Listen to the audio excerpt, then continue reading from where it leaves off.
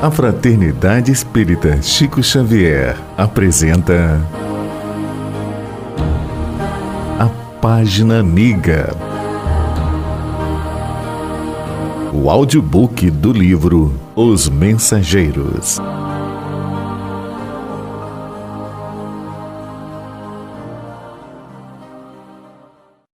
Capítulo 43. Antes da reunião. Os preparativos espirituais para a reunião eram ativos e complexos. Chegamos de regresso à residência de Dona Isabel, quando faltavam poucos minutos para as 18 horas, e já o salão estava repleto de trabalhadores em movimento. Observando com estranheza determinadas operações, fiz algumas perguntas ao nosso orientador, que me esclareceu com bondade. Realizar uma sessão de trabalhos espirituais eficientes não é coisa tão simples. Quando encontramos companheiros encarnados, entregue ao serviço com devotamento e bom ânimo, isento de preocupação, de experiências malsãs e inquietações injustificáveis, mobilizamos grandes recursos a favor do êxito necessário. Claro que não podemos auxiliar atividades infantis nesse terreno. Quem não deseje cuidar de semelhantes obrigações com a seriedade devida, poderá esperar fatalmente pelos espíritos menos sérios. Porquanto, a morte física não significa renovação para quem não procurou renovar-se. Onde se reúnam apenas almas levianas, aí estará igualmente a leviandade. No caso de Isabel, porém, há que lhe auxiliar o esforço edificante. Em todos os setores evolutivos, é natural que o trabalhador sincero e eficiente receba recursos sempre mais vastos. Onde se encontra a atividade do bem, permanecerá a colaboração espiritual de ordem superior. Calara-se o bondoso amigo. Continuei reparando as laboriosas atividades de alguns irmãos que dividiam a sala de modo singular, utilizando longas faixas fluídicas. Aniceto vem em socorro da minha perplexidade, explicando atencioso.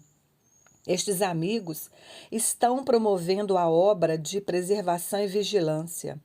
Serão trazidas aos trabalhos de hoje algumas dezenas de sofredores e torna-se imprescindível limitar-lhes a zona de influenciação neste templo familiar. Para isso, nossos companheiros preparam as necessárias divisões magnéticas.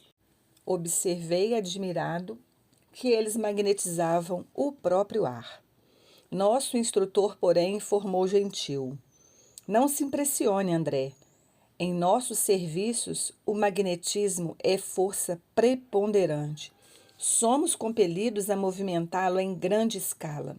E sorrindo concluiu: já os sacerdotes do antigo Egito não ignoravam que, para atingir determinados efeitos, é indispensável impregnar a atmosfera de elementos espirituais, saturando-a de valores positivos da nossa vontade. Para disseminar as luzes evangélicas aos desencarnados, são precisas providências variadas e complexas, sem o que tudo redundaria em aumento de perturbações.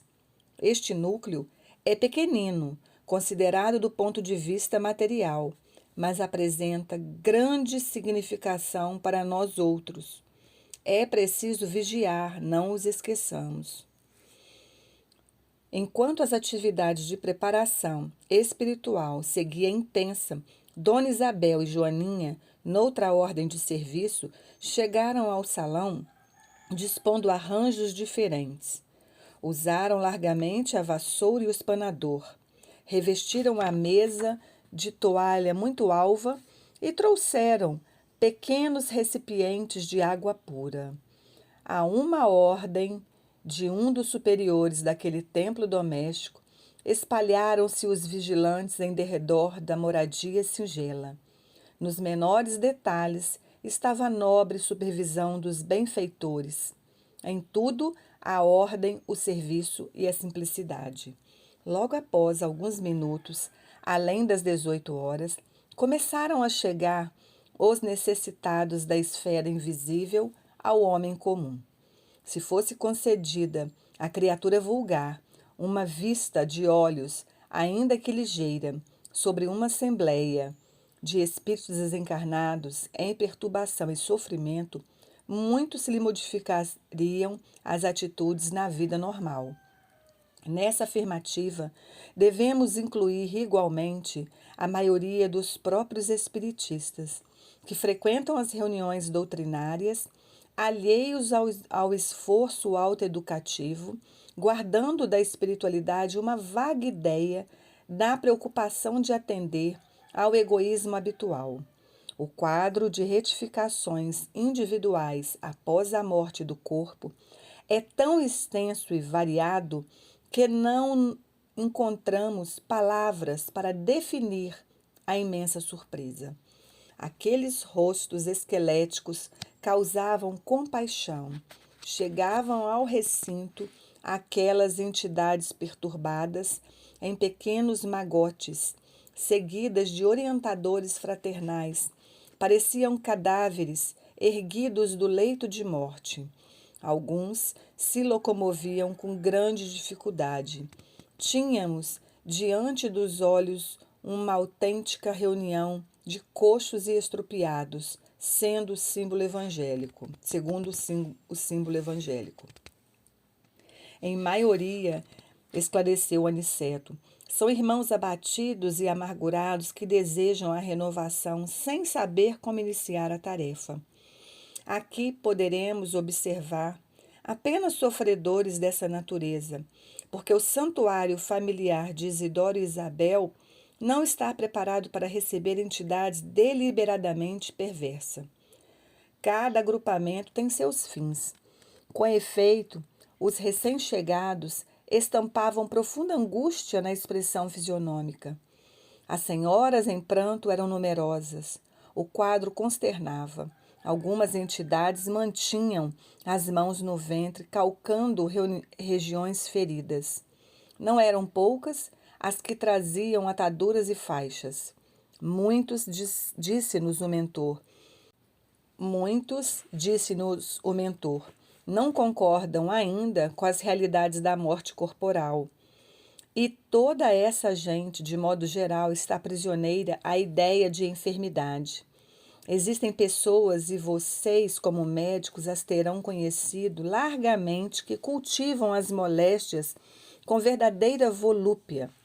Apaixonam-se pelos diagnósticos exatos, acompanham no corpo com indefinível ardor a manifestação dos indícios mórbidos, estudam a teoria da doença de que são portadoras, como jamais analisam um dever justo no quadro das obrigações diárias. E quando não dispõem das informações nos livros, estimam a longa atenção dos médicos, os minuciosos cuidados da enfermagem e as compridas dissertações sobre a enfermidade de que se constituem voluntárias prisioneiras. Sobrevindo à desencarnação, é muito difícil o acordo entre elas e a verdade, porquanto prosseguem mantendo a ideia dominante. Às vezes, no fundo, são boas almas, dedicadas aos parentes do sangue e aproveitáveis na esfera restrita de entendimento a que se recolhem, mas, no entanto, carregadas de viciação mental por muitos séculos consecutivos. E num gesto diferente, nosso instrutor considerou: demoramo-nos todos a escapar da velha concha do individualismo. A visão da universalidade custa preço alto e nem sempre estamos dispostos a pagá-lo. Não queremos renunciar ao gosto antigo, fugimos aos sacrifícios louváveis. Nessas circunstâncias, o mundo que prevalece para a alma desencarnada por longo tempo é o reino pessoal de nossas criações inferiores. Ora, desse modo, quem cultivou a enfermidade com adoração submeteu-lhe ao império. É lógico que devemos, quando encarnados, prestar toda assistência ao corpo físico, que funciona para nós como vaso sagrado. Mas remediar a saúde e viciar a mente são duas atitudes essencialmente antagônicas entre si. A palestra era magnificamente educativa. Entretanto, o número crescente de entidades necessitadas chamava-nos à cooperação. Muitos choravam baixinho, outras gemiam em voz mais alta. Depois de longa pausa, Aniceto advertiu: vamos ao serviço. Para nós, cooperadores espirituais, os trabalhos já começaram. A prece e o esforço dos companheiros encarnados representarão o termo desta reunião de assistência e iluminação em Jesus Cristo.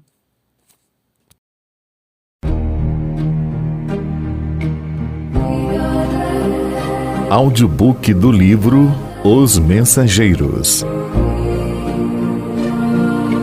Narrativa Cristina Albuquerque.